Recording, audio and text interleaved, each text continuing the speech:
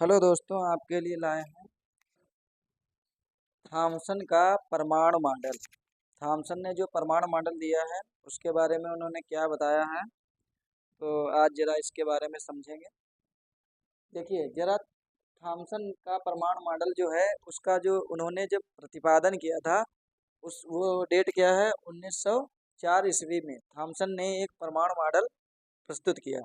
इस मॉडल में क्या था, इन्होंने ये बताया कि जो मॉडल थॉमसन का परमाणु मॉडल है, ये थॉमसन का परमाणु मॉडल जो है प्रथम मॉडल इन्होंने प्रस्तुत किया था 1904 ईस्वी में। और इस थॉमसन का जो इसी मॉडल को दूसरे नाम से जाना जाता है तरबूज मॉडल। या आपसे पूछा जाए कि तरबूज मॉडल कौन सा है, थॉमसन थॉमसन का परमाणु मॉडल। या आपसे पूछ लिया जाए कि जो है 1904 में किस ये थॉमसन द्वारा कौन से मॉडल का प्रतिपादन किया गया, तो वो किया गया आपका तरबूज मॉडल या थॉमसन परमाणु मॉडल। इन्होंने बताया क्या, इन्होंने ये बताया कि जो परमाणु है, परमाणु इलेक्ट्रॉनों तथा धनावेश, परमाणु जो होता है वो इलेक्ट्रॉनों और धनावेशित द्रव्य से मिलकर बना है। इन्होंने ये बताया जो परमाणु है वो आपका इलेक्ट्रॉन और जो धनावेशित धनावेश जो आवेश होता है उसके द्वारा मिलकर बना है। और परमाणु जो होता है वो कैसा होता है, गोलाकार। गोलाकार इन्होंने ये बताया जो परमाणु है वो कैसा है, गोलाकार।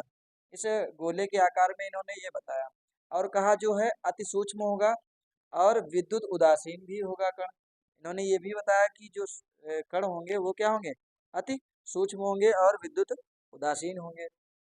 फिर जो है परमाणु धन आवेशित द्रव्य के समान रूप में फैला होगा। जो उसमें जो आपका जो धनावेशित आवेश होगा वो किसके समान, एक द्रव्य के समान। मान लो इसमें एक द्रव्य के समान क्या है, फैला हुआ है, ठीक है। कोई गोलाकार है परमाणु, ये उसके द्रव्य के समान फैला हुआ है। तथा इन्होंने आगे और क्या बताया, इलेक्ट्रॉन जो है धन आवेशित द्रव्य के रूप में इस प्रकार धसे हुए होते हैं जिस प्रकार तरबूज में देखे होंगे काले काले बीज जो होते हैं वो क्या होते हैं। जैसे ये तरबूज तरबूज है, तरबूज मॉडल क्यों पड़ा इसका नाम, क्योंकि इन्होंने ये बताया कि जो जैसे तरबूज के बीज जो होते हैं, बीज धसे होते हैं, वैसे ही इसमें जो धनावेशित द्रव्य में इस प्रकार धसे हुए होते हैं जैसे जैसे तरबूज के बीज। और इसके बाद ये इन्होंने इसी के नाम पे इनका जो मॉडल का नाम पड़ा है तरबूज मॉडल या थॉमसन का परमाणु मॉडल। फिर उसके बाद आगे जो है रदरफोर्ड आए। उन्होंने 1911 ईस्वी में जो है एक रदरफोर्ड ने एक अल्फा कणों की उन्होंने क्या की, सोने और चांदी की पन्नी ली। सोने सोने और चांदी, जो सिल्वर होती है, गोल्ड गोल्ड और चांदी की पन्नी ली। उन्होंने क्या किया, अल्फा कणों की बमबारी कराई। अल्फा कणों की बमबारी कराने से ये पता चला उनको कि ये जो मॉडल है इन्होंने जो दिया है ये उन्होंने क्या कर दिया, निरस्त कर दिया, या मतलब दोषपूर्ण बता दिया।